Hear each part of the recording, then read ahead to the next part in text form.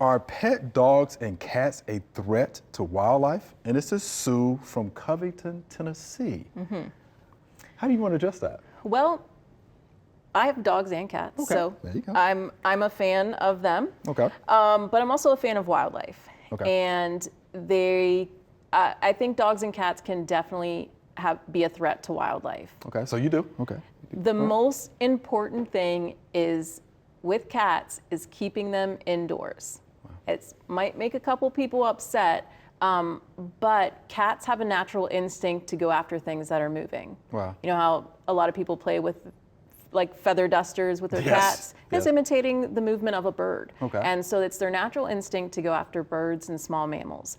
A lot of times, especially if it's an indoor cat or a cat that comes in and out, they don't need that as food, so it's just entertainment for them.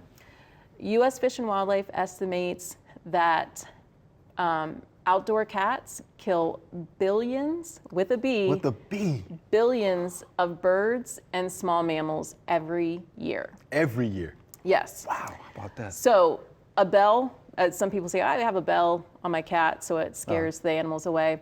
Cats are smart and sly, Yeah. and they can move without, making that bell make noise. So keep your cats indoors is the best possible thing. Right. As far as dogs, dogs on leashes when they're outside, if you're not in an enclosed area or a dog park, don't let your dogs chase geese and other wildlife. Those animals are spending energy getting away from your dog when maybe they should be sitting on a nest or feeding or something like that. So I don't think dogs and cats are a threat to wildlife if they're leashed and kept indoors.